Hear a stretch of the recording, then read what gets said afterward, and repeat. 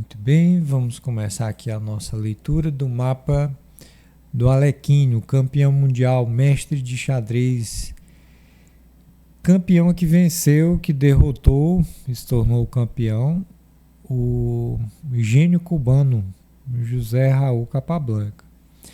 Bem, aqui nesse mapa nós temos o ascendente em Capricórnio, né? Saturno aqui em Libra, na casa 8. Essa divisão ela é bem distorcida, né? Essa divisão de casas aqui, quanto mais próximo dos polos, mais esse sistema de casas ele distorce, né? Talvez se a gente consertasse aqui colocasse um outro sistema de casa, talvez não desse tantas distorções. Mas vamos analisar aqui das duas maneiras, né? Com os signos inteiros, signo de casa inteiros e o Plastos. Bem, aqui vamos começar pelo cálculo da longevidade. Não é o protocolo comum para você apresentar para um cliente, porque muitos deles têm medo do cálculo da longevidade. Então isso daqui fica mais para você que está calculando, que está julgando o mapa. Até aqui a gente fica até mais confortável em analisar, porque o nativo já morreu, né? Morreu aos 53 anos, inclusive, o Alequinho. A gente tem esse dado, além de outros, né? Porque a gente, como gosta também de xadrez, já viu muito em livros, né, sobre a biografia do Alequinho. Muito bem. Nasceu durante o dia. Então, o primeiro candidato a Rileg é o Sol. Por esse sistema de casas, o Sol não serviria como Rileg. Mas se fosse por signos inteiros, o Sol seria a 11ª casa, ou seja, casa sucedente. Então seria um Rileg válido, certo? Então nós vamos analisar por essa perspectiva. Depois vamos procurar uma outra opção. Muito bem. Sol em Escorpião. Está aflito por maléficos? Não, não está. Nem Saturno, nem Marte agridem o Sol, não. Tem algum luminário ou benéfico aspectando esse Sol para dar mais força a ele? Tem a Lua. Tem um aspecto quase perfeito. Está separando já, mas aqui a gente considera como quase uma perfeição, então vai ganhar anos aqui, ganhar os anos da Lua no cálculo. Bem, o alcocódem do Sol em Escorpião é o Marte. Marte que está aqui, segundo os termos ptolomaicos, nos termos de Marte. Então, já tira o Marte da categoria de peregrino, né? Então, ficaria com os anos médios, né? Para o alcocódem estiver em dignidade ou exaltado, estiver domiciliado ou exaltado, são os anos maiores. Estiver pelo menos nos termos ou na face ou triplicidade, anos médios, e se estiver peregrino, exílio ou queda, anos menores. Então, vamos dar uma olhada aqui na tabela de dignidades, quer dizer, de anos, os anos planetários. Essa técnica é baseada nisso. Marte tem 40 anos, com anos médios. Alequinho viveu 53 anos. Então, a gente entende que está condizente, porque dá 40 anos. Aí teriam mais 13 anos. A Lua dá 12 anos aspectando o Alcocóden, né? Quer dizer, aspectando o RILEG. Então ficaria 52. Então a diferença é só de um ano, né? Pelo que é prometido aqui, se a gente considerar o Sol como RILEG. Vamos à próxima opção. Vamos agora excluir o Sol porque ele está cadente. Vamos considerar que nesse sistema de casas o Sol não é válido. Agora vamos passar para a Lua. A Lua, ela está peregrina, não está em signo cadente. Aqui a Lua já, se fosse signos inteiros, a Lua estaria cadente, porque Peixe seria a terceira casa, então já não serviria. Mas vamos lá, vamos analisar mesmo assim. A Lua está aflita por maléfico? Não, não está. Tem um aspecto, inclusive, com o Sol, um aspecto bem próximo.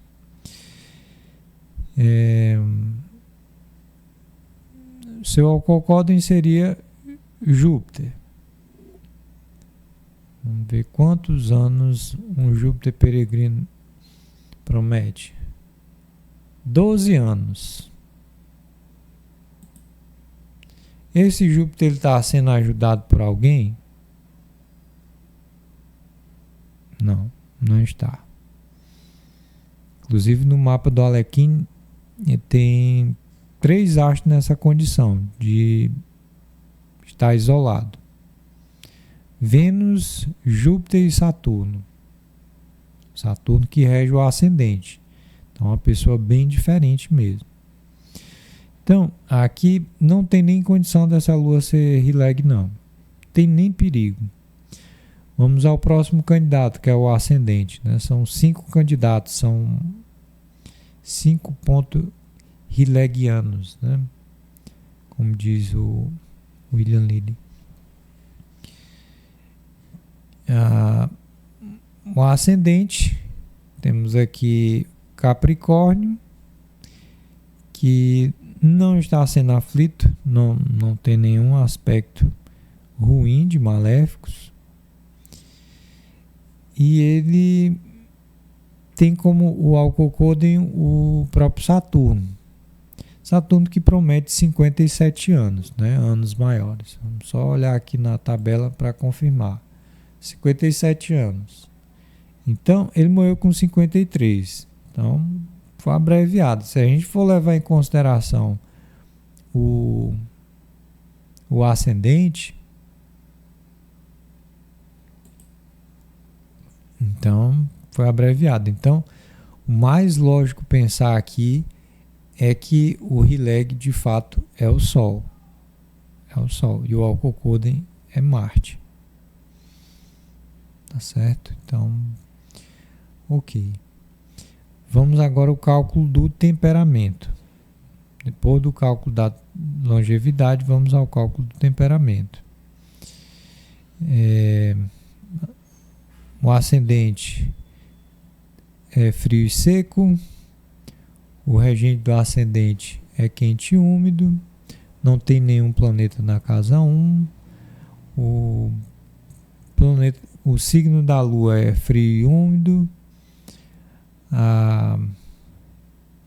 O regente da Lua é quente e seco, que é Júpiter, né?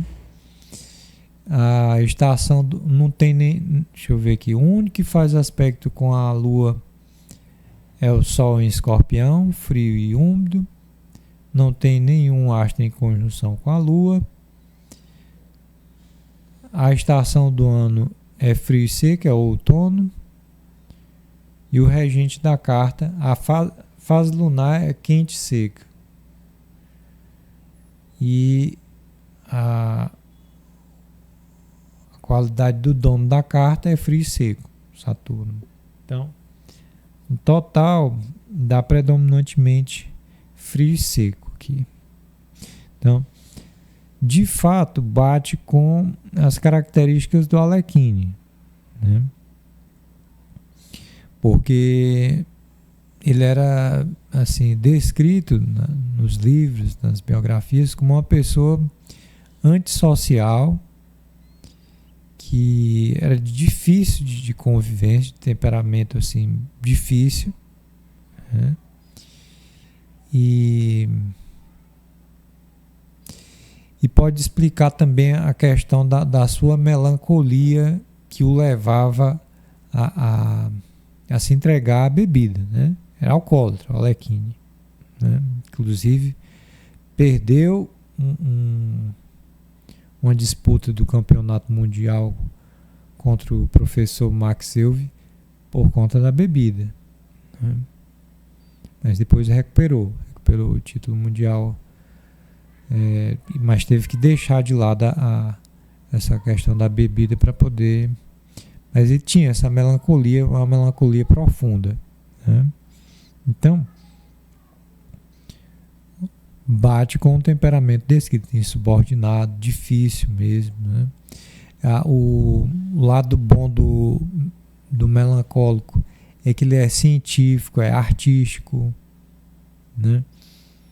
É responsável no sentido de elaboração, de preparação, ainda mais com o ascendente em Capricórnio, né?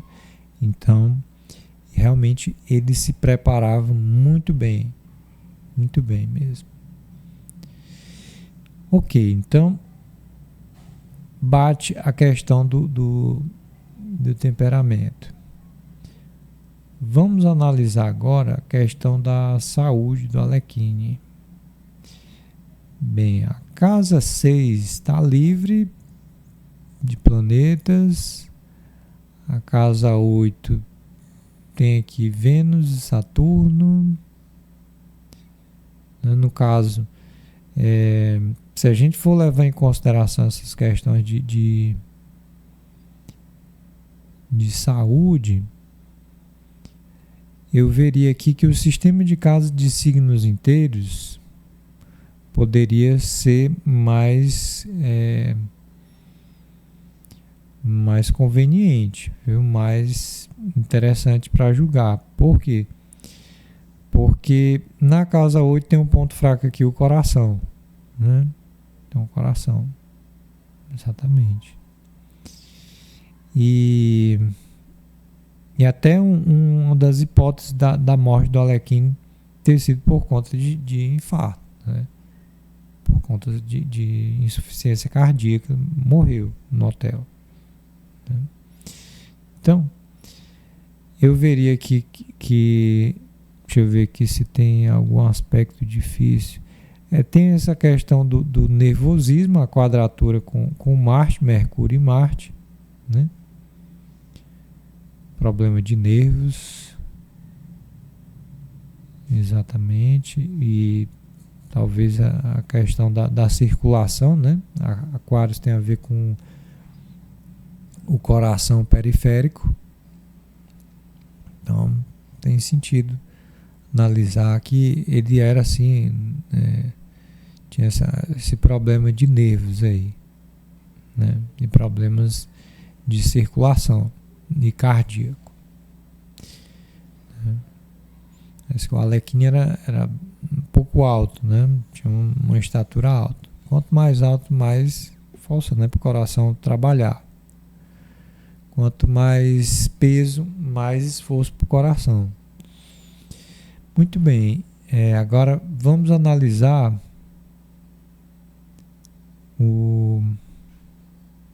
os ângulos do mapa.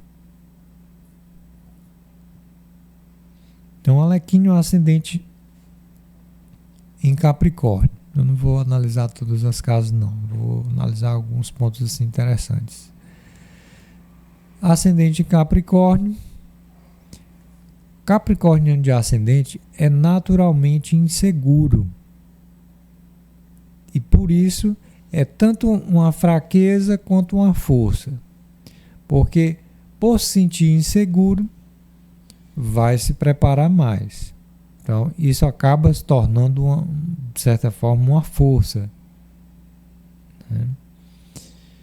Porque, inclusive, na disputa, né, para o campeonato mundial contra o Capablanca, diz que o Capablanca estava namorando, estava passeando, né, antes da disputa, da sequência de jogos, do match, enquanto que o Alekhine estava se matando de estudar, se preparando, né, e se julgava inferior ao Capablanca. Se julgava inferior ao Capablanca. O Capablanca era infinitamente melhor do que ele.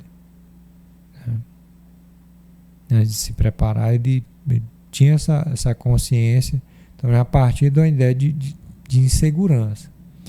Mas se preparou tão bem que acabou vencendo. Venceu o Capablanca, venceu o campeão.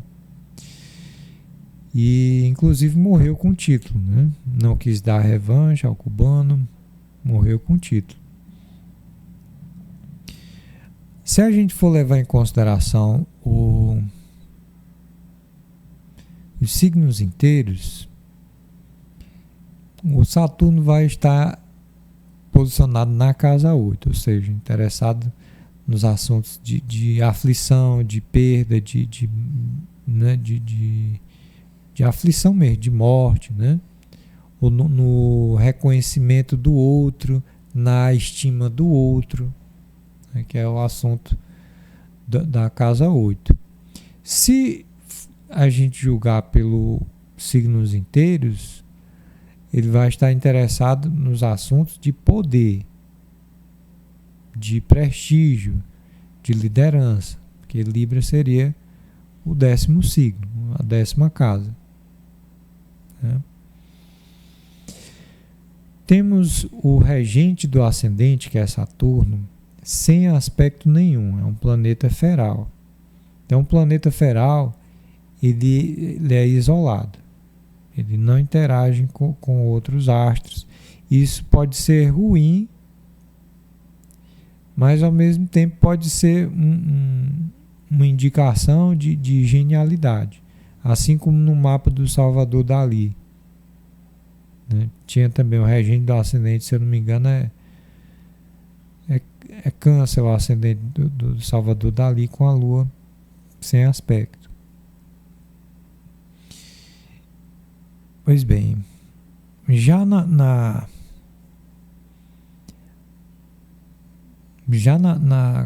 eu vou considerar os signos inteiros aqui. Eu não vejo estar batendo muito, porque é muito deformado. O ruim de mapas assim, que são muito deformados, é que, né, geralmente não bate muito, não. Quando tem uma deformação assim mais reduzida, tudo bem, mas vamos lá. Então, vamos considerar aqui que a casa 10 seria... A casa 10 seria... Vamos julgar os dois, né? A casa 10 seria aqui Escorpião. Então, seria um interesse natural por se aprofundar nas coisas. Realmente tinha isso, né?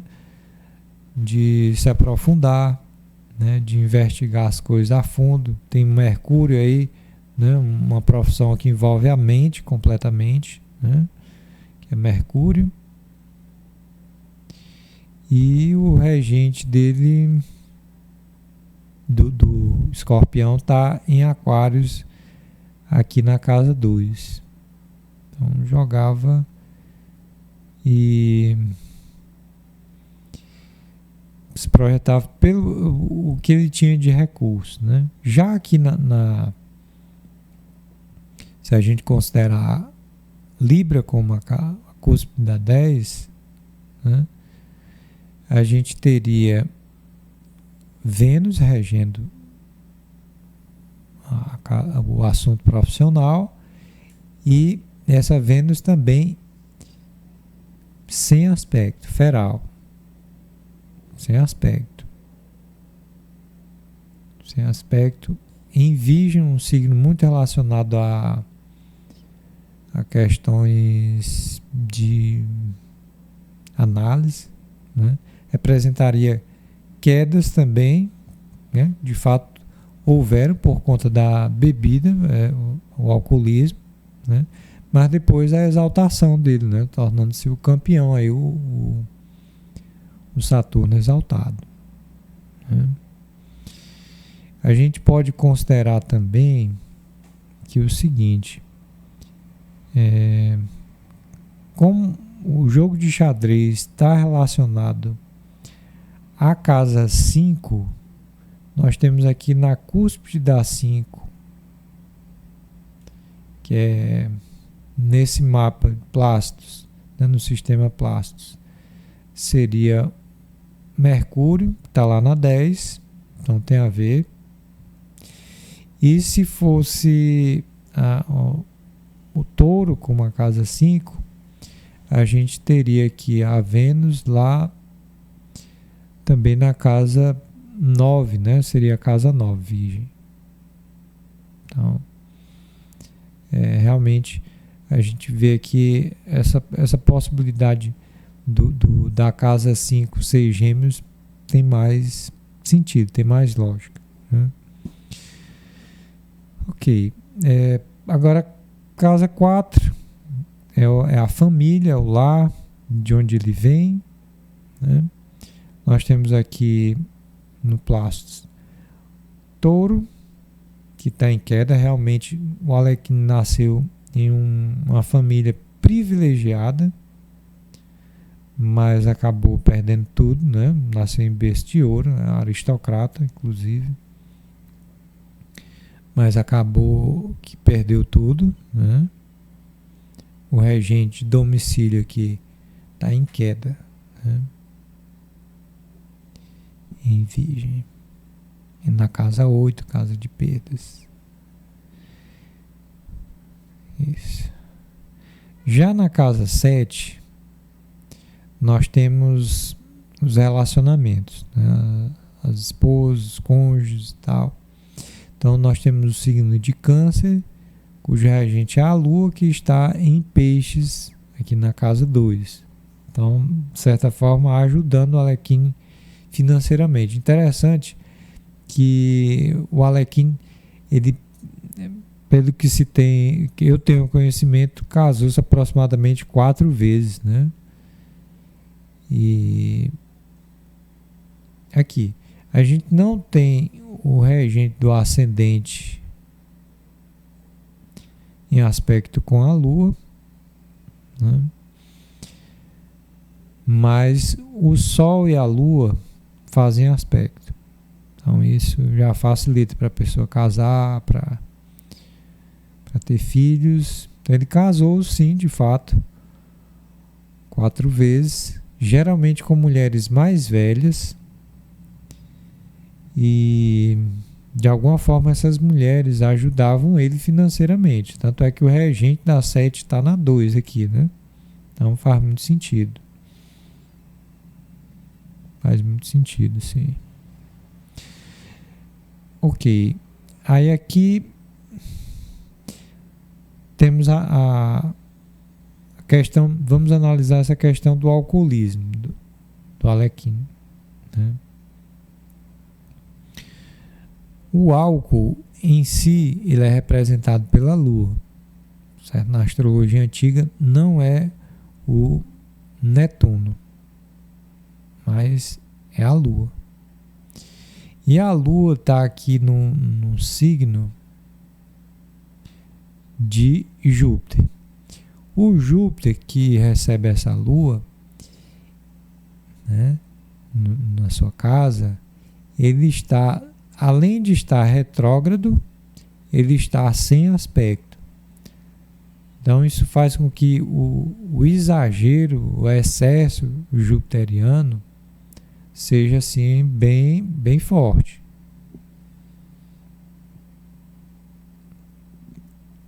Seja bem forte mesmo, né? Então tem essa relação. E a Lua na casa 2, né? A casa da alimentação. Então talvez deve ter substituído, né, uma refeição por álcool muitas vezes, né? A casa 2 tem a ver com essa questão da alimentação.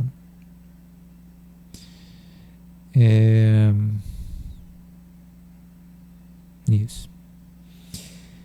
Casa 8, Casa da Morte. O Alekhine, nas biografias, nos registros, né, nos livros que falam sobre ele, inclusive essas informações que eu tenho são do livro do Kasparov, né, dos meus grandes predecessores. Diz que não sabe ao certo a causa da morte do Alekhine, mas pode ter sido coração, né? Foi alegado coração, mas existem suspeitas, né, investigações aí que apontam para um assassinato. Para um assassinato. Envenenaram a comida do Alekhine, né? Essas duas hipóteses, elas são ventiladas aqui. Na astrologia, a causa da morte da pessoa está muito relacionado com a casa 8, ou com o planeta assassino, né? Geralmente um maléfico. Mas aqui, olha, o regente da 8 é o Sol. Temos aqui na cúspide Leão e o Sol né, como o significador do coração, dos olhos também, dos olhos. Então, pode ter sido sim. Ainda mais que esse Sol aqui, ele está, olha, conjunto a cauda do dragão, que é um ponto maléfico no mapa. Ele tem a natureza de Saturno. E ele está bem conjunto aqui, está bem pertinho mesmo. Certo? A outra possibilidade seria o Marte. Aqui potencialmente perigoso, porque ele tanto representa a violência, quanto acidentes, quanto assassinatos também, né? E ele é ao mesmo tempo o Alcocodem no mapa, certo? Vamos dar uma olhada aqui na Firdária. Ele morreu com 53 anos. A gente tem essa informação, então vamos procurar aqui qual planeta estava ativado na Firdária quando Alekhine morreu.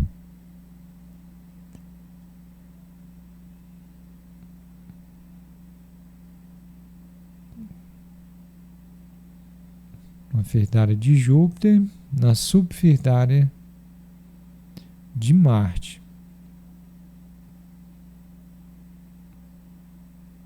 Não chegou a ser na do Sol, certo? Mas a gente tem que juntar com as informações do Rhileg, do Alcocodem. Foi exatamente no período do Alcocodem. Então pode sim estar relacionado com esse possível envenenamento ou asfixia do Alekhine, sim. Viu? A casa 8, que é a casa da morte, ela também, quando tem a cúspide em Leão,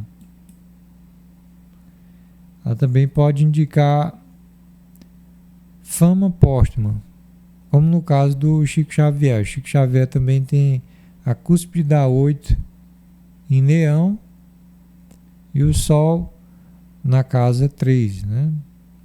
Casa 3, ou seja, fama póstuma relacionada com as escritas, né? Com a educação.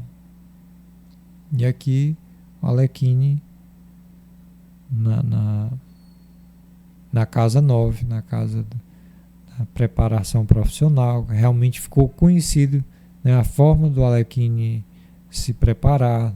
Tanto é que o campeão posterior, não na sucessão, mas um que ficou também muito tempo no trono, né, de campeão mundial de xadrez, o Kasparov, ele não escondia que baseava a sua preparação no modelo do Alekhine. O cálculo, né, a preparação das aberturas. Então ele deixou esse legado aí. Né? Muita gente se baseia nesses princípios do Alekhine. Ok?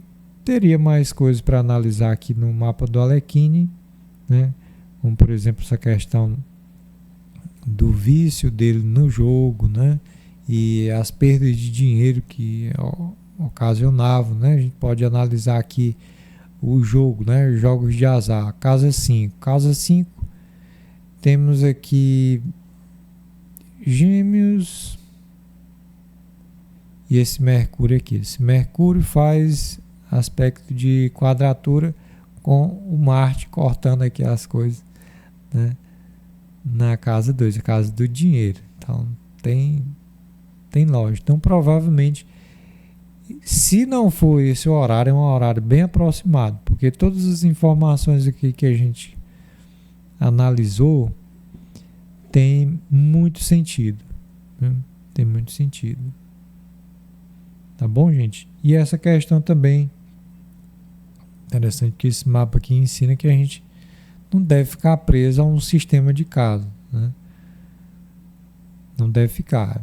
Eu gosto de analisar sempre mapas natais pelo Plácidos e pelos signos inteiros, né? Para avaliar, para ver se tem lógica mesmo que a gente está vendo, certo? Principalmente nessas regiões onde o Plácido aparece com as casas muito distorcidas, tá certo? Então é isso.